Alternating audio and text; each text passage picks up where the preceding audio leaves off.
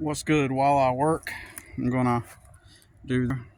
I've already stacked some logs to put on that, and my phone is glitching as you could probably see. But I'm working on this pile of logs. So check this out. These logs were, the other pile was just as big as this pile earlier on the right side. But I have it sorted out. I'm sorting it out.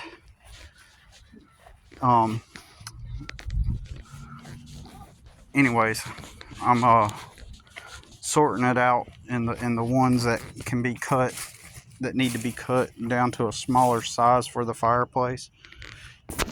I'm stacking them right here, and kind of the longer ones I'm stacking right here. Either way, they're going to get cut down to size so that I can stack them here. Been working on this pile. Then I'm going to take those over there to the burn pile. But yeah, so just making firewood here. And so yeah, I am doing that. I will make my video. So I'm gonna try to set you right here and or somewhere, and I'm gonna talk about my dream I had, the dream I had about my former best friend, and then maybe I'll talk more about him, in a moment. But I'm gonna talk about the dream I had first, and I vaguely remember the dream. Now, I do gotta give you a little insight on how we stopped being friends.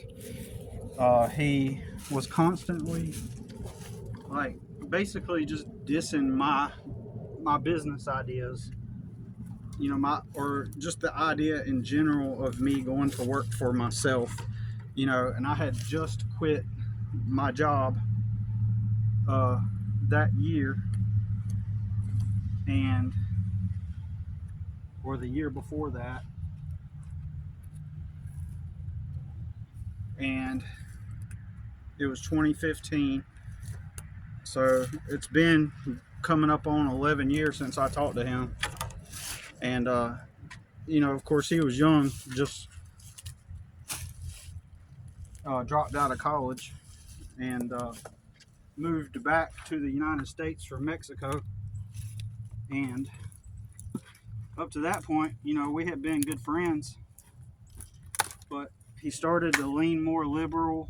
Like, he was, like, really liberal. Like, he was getting into, like he was, like, the Young Turks fan. And at the time, I did not realize that the Young Turks was, like, a liberal-based channel.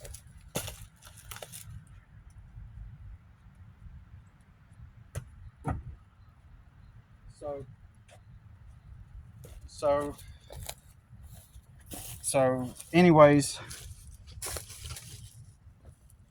I had a dream.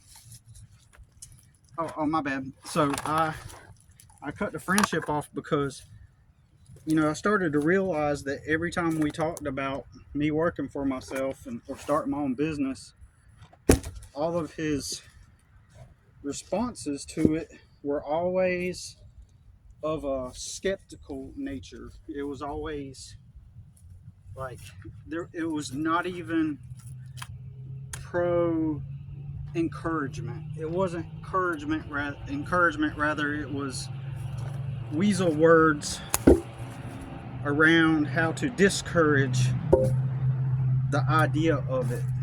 And then he attempted to continue to encourage me to clock back in and go work for someone else again. And he tried to explain his rationale and logic for working for somebody else, and basically just accepting the complacency. Like, for him, he wanted to work for this. He was into CNC machines or some shit, and mostly I believe he's indoctrinated, but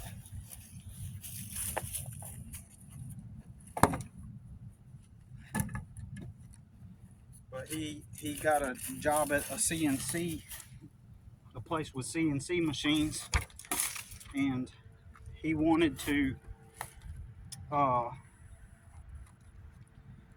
make that his career, you know, because he was into computers and stuff like that, kind of like that kind of guy.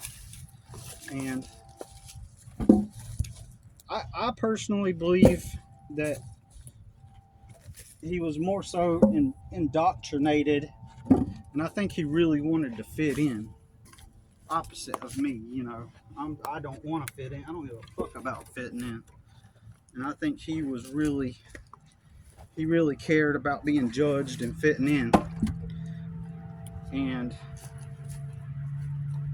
so he was always bringing up how people are racist toward Mexicans, and it's like that kind of stuff he dwelled on. He dwelled on all that instead of coming from a proactive, like, hey, I'm going to improve my life type of mentality. He came from the world around me hates me because I'm Mexican. They're always judging me, you know, and guess what? The world around me is always fucking judging me, because I literally go against the grain, and people hate me for it. Like, I'm supposed to be a trailer park boy. I'm not supposed to work for myself. And so, I wish I had a good way to explain how, like, you know how people give you underhand compliments, or they give you like indirect insults disguised as how do I explain? Indirect insults disguised as encouragement. That's the way it kind of felt. But I guess I was still viewing reality through the lens that he was my friend. And in retrospect, you know, everything he was actually saying was just kind of like, on the surface it sounded like it was just him being skeptical or just raising an alternative perspective, when in reality, looking back, what it really was him just trying to be a naysayer, you know. And I think he carried that poverty mentality that his dad had, because his dad grew up poor and ended up being like working for factories, mostly where they do not fuel injection, I was about to say injection molding and things like that. And so basically it was kind of like a passive way of discouragement, is the way I view it. Like, he didn't really care if I became successful at, you know, working for myself, and in fact he wanted to discourage it. You know, I guess the premise is that if you're poor, just accept that you're poor and just be grateful for what you have in life, and realize that this is all the best that it gets. It's not going to get better. So just come at peace within yourself, and realize that, you know, some things, we're just not always going to get what we want, kind of mentality. And I've never been that way. I've always been the type of person that's motivated and willing to do what it takes to achieve my dreams. And paradoxically, you know, because I am that person, I've experienced a lot of bad luck beyond just naysayers. Just the mere fact that I wanted to be free. The people in my life see that sort of like, you know, in some ways like a personal insult, you know, and a personal, somewhat of a personal insult, and a personal, like, it's caused me, you know, it's caused me to become socially ostracized by people, because you know, and this may sound bold to say, but it's almost like because I have that mentality, it causes people to self-reflect, and they don't have that, and so then they start to uh, slowly fade me out of their life, you know, or keep me at a distance. And it's basically the objective is to deprive me of access to, you know, the abundance of social resources that uh, everybody would have within a community. It's like people pick up on my energy, and it's like a threat to them. And if you become someone that's motivated and wants to, you know, take the bull by the horns, and, you know, and move forward in life and work towards something beyond just like the normal complacent, you know, way we're taught to experience life. That thing, people, when they pick up on that energy coming from you, that you could potentially succeed more than them, then it feels like a threat. That's what it feels like. And I think I can stand here and say that's the reason why I have had so much bad luck and so much bad things happen to me, because, you know, the more confident I get, the more ostracized I become. And it especially works well to damage me, since I started from a weak position. It's like people kind of know, low-key, they kind of know that I'm already in a weak position.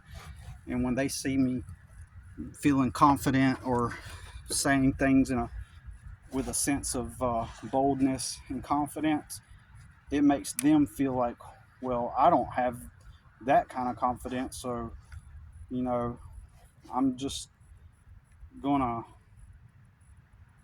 back away from you, and kind of like slowly fade you out and distance myself and watch you struggle.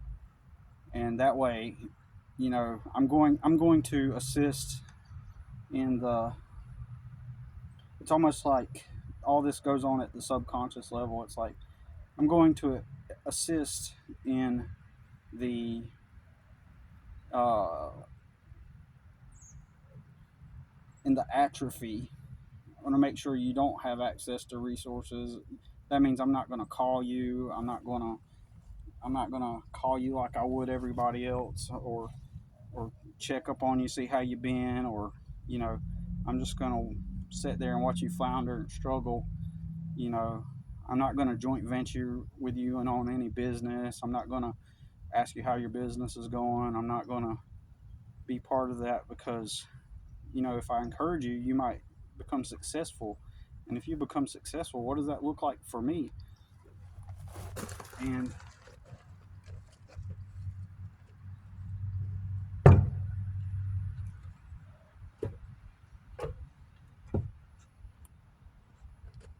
for those of you who are confident and know what you want out of life, and know what you want to do, and know where you want to go in life and all that stuff, y'all know what I'm talking about. So some people would say, well, you're pretty arrogant to act all smug and talk like that. But those of us who resonate with this same kind of, it's a higher form of self-esteem that, in my opinion, most people probably aren't used to, you know, experiencing from someone, especially from someone who is, you know, socially at the bottom of the totem pole.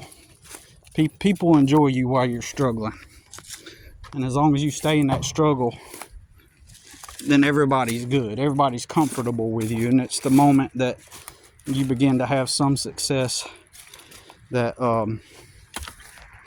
you know, like those people who have had it handed to them, they can become jealous of you, even if you don't have nothing, even if you don't have anything.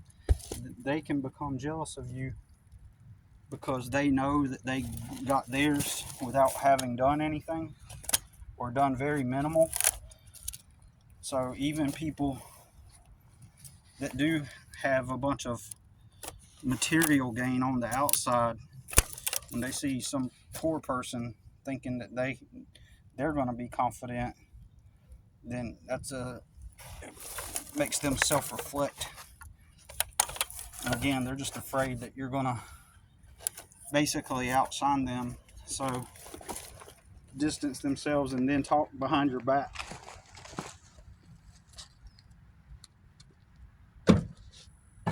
Because when you don't have social systems, a social support system in place, community, you're going to fail.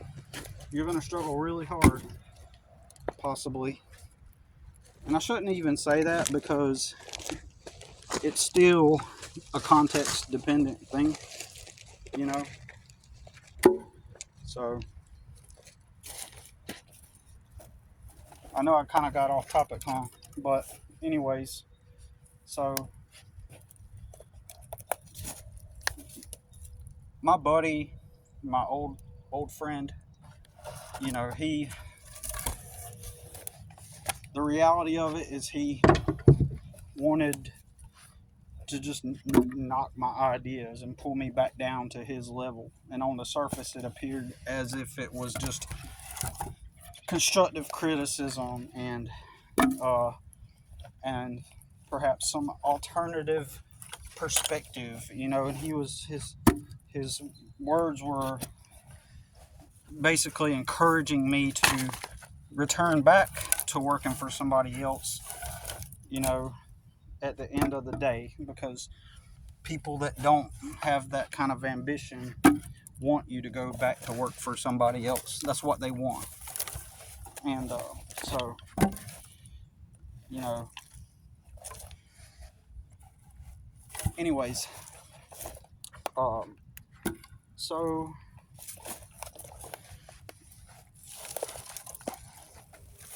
I just had a dream about him last night, and I remember encountering him, and it just felt off. And then I encountered his dad, and I thought, oh great, his dad is going to chew me out, because in 2015 my truck broke down, and I was like 30 minutes away, way up in Charlotte, North Carolina, and I needed a ride, and I had to get my truck towed or something, and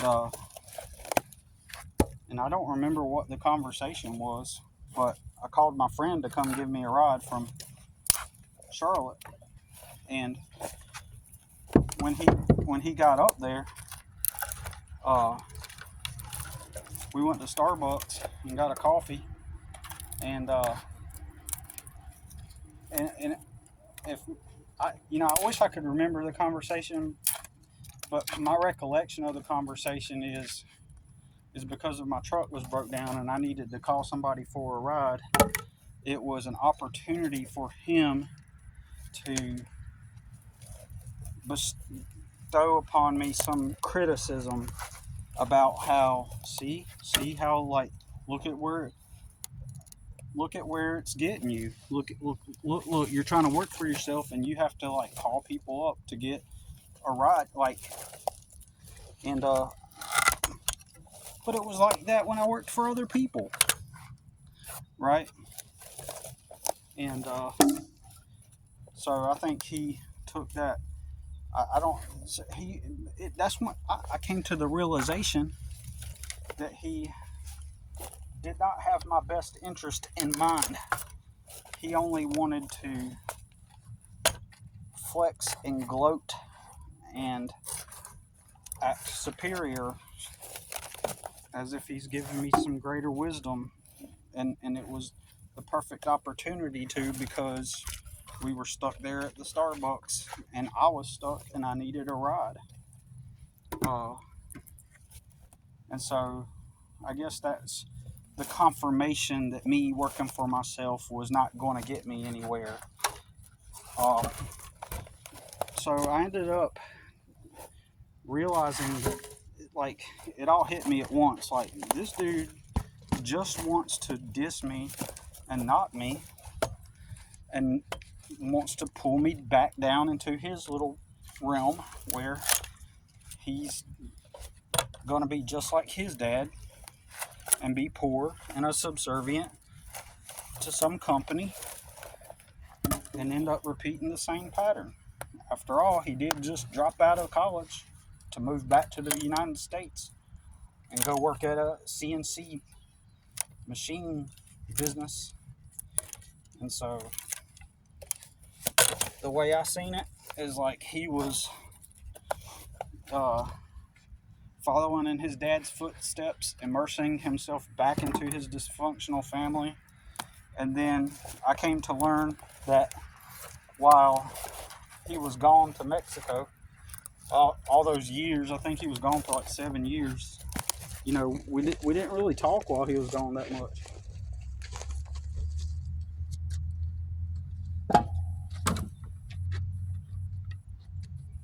I came to learn that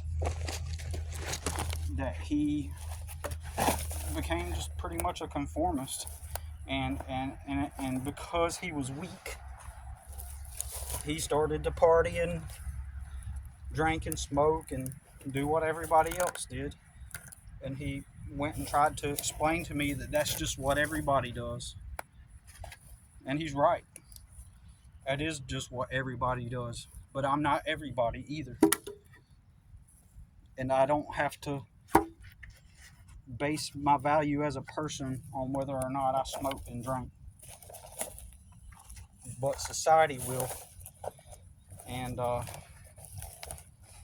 coming from him, I believe that was a weakness on his part. You know, because while he's correct, it is what everybody does. Like, I feel like he just wanted to fit in. And I never wanted to fit in. So we were at odds because I was never the type to succumb to the peer pressure.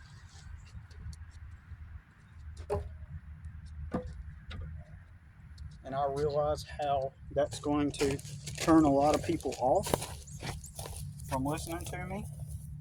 But I'm not mainstream like that. I grew up around that shit, and I didn't want to do that shit. I wasn't about to start doing that shit. And that put us at odds.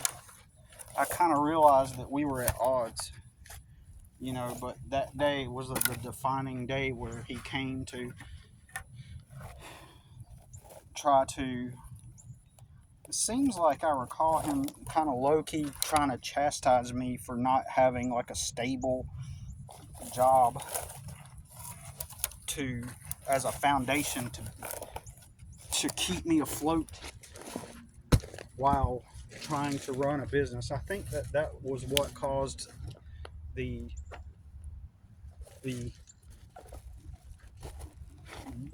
disagreement that we had. I think he was like trying to say, basically trying to chastise me for not, if my memory, if I can recollect it well, and I may be totally wrong, but I think he was saying that, like, see, here's an example. If you would have had a full-time job and did this on the side, you could have had money to do this, or you wouldn't be in this situation. Something like that. Some kind of like, aha, gotcha moment. Like, here's proof. You know, this is why you need to stay at your job. Go back to a warehouse and then do this on the side. Not because he cared and cared that, you know, that he wanted to give me a good life lesson about, you know, not because he wanted to give me like some good advice and propose the idea of doing my business part-time while having a full-time job. It wasn't because of that.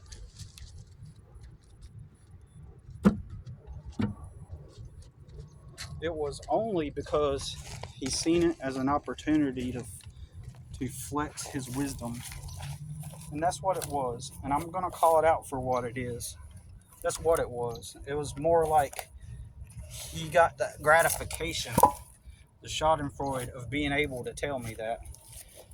It was more about his own personal gratification by being able to use that as an example, as a quote-unquote friend, to teach me a lesson. Well, see, maybe you should go work for somebody and do this on the side.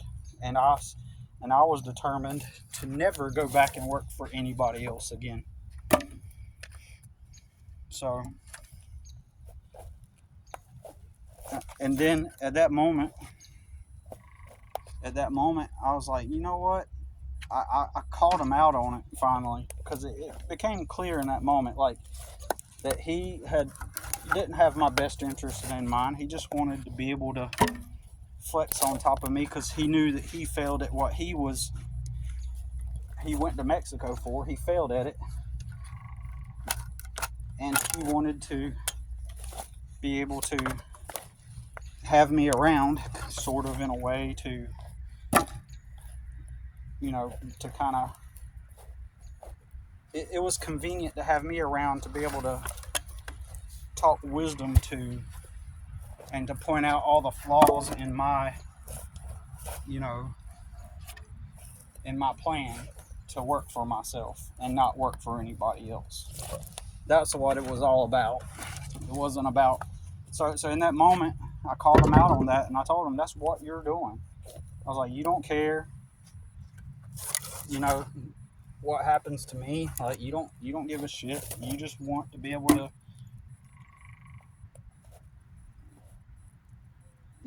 to just drag me down and give me these underhanded, quote unquote, advice under the guise of help, when in reality you just want to just knock me down, right? Knock my dreams and goals down, pull me back down to your level.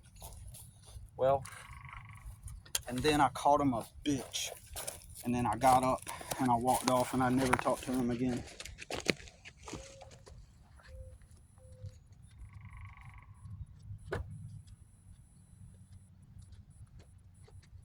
Because I'm trying to have something. I'm not trying to be at your level where you give up on shit. I'm not trying to be at your level where you just accept your lot in life. I'm not trying to be at that level. I'm trying to have a good life and escape poverty.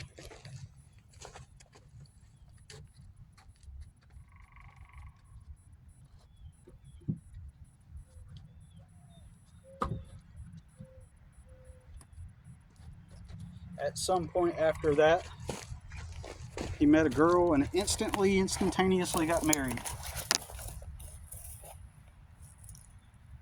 He met her and just got married real quick. Probably what his dad did at that age. Probably what his dad did. He just got married.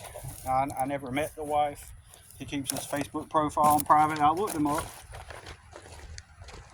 and I'd be willing to bet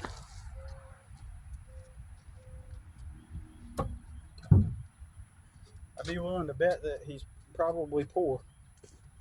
I mean, I may be wrong. I mean, he does still have that support. The difference between me and him is he has a supportive community. And that was one of the things that we talked about, how he had the benefit of just being able to come to his mom's house and live for free. Hey, if you quit school, you just get to go live back with mom. Because you get to quit school, live with mom, and because at that point his dad left his mom.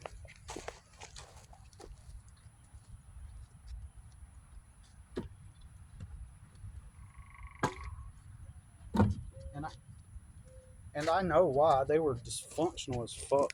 They were highly dysfunctional people. And and and I know that his dad probably couldn't handle the mom. I think it drove him away. I think she drove him away. And so uh, so yeah. So I had a dream, and I was thinking in the dream that his dad was probably gonna start cursing me out in the dream, but he didn't. I got tensed up, like ready to fight, kind of ready to get into an argument, or possibly fight kind of stance in my dream. Or not a stance, but more like I got mentally prepared to possibly fight. And and at that point, like, his dad just kind of ignored me, like he didn't want to talk to me. And I was engaged in conversation with my friend.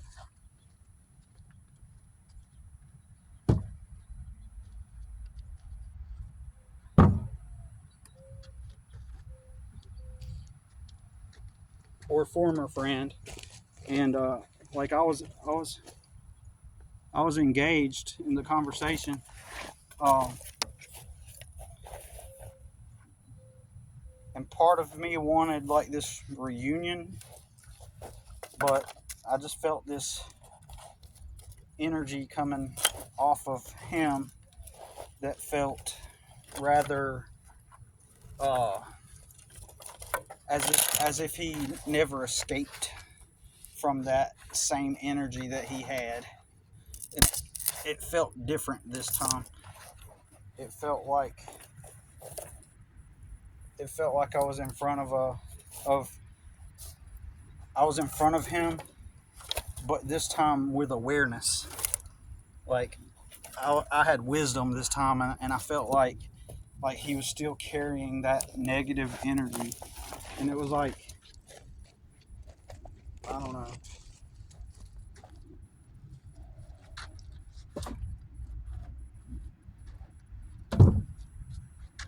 And while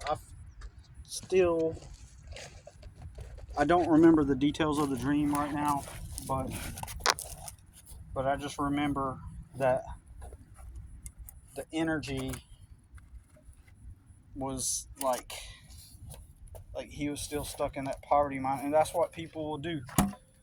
You know, they don't want to see you succeed when you're poor. If they're poor too, they don't want to see you succeed.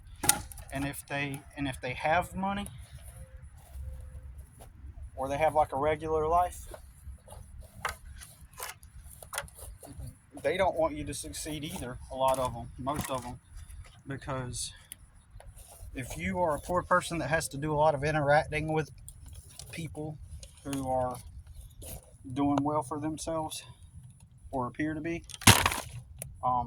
they kind of like having the poor guy around. It kind of makes them feel good. It's a schadenfreude at times, and at times it's just it just helps. It just makes them feel good, because if you're poor, then you're making a bunch of mistakes in their mind, and it makes them feel good that they're not making all the stupid mistakes that you are. People don't want to be around you. They think that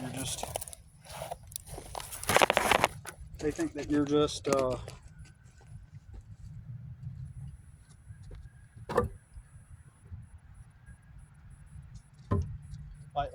people hate poverty, so you just become kind of like a tool for everybody to achieve their ends. And then in addition you're just like someone that they can uh like I wish I had a better way to explain it. It's like you're somebody that they can talk about at times. You're somebody that they can pitch wisdom to at times. You're somebody who they can, you know, I guess I'm repeating myself at this point, but like I said, like you're just somebody that they can feel better about themselves, you know, in comparison to, like, you know. But anyways, y'all have a good one. Gonna finish this up. Probably gonna work till dark. It's after 4 probably. It is 20 minutes after 4, and got this done since I've been talking to you. That pile I started with, and that's it. Actually, I might leave here at 5:15 today, and then I'll probably come back tomorrow maybe. All right, y'all, take it easy.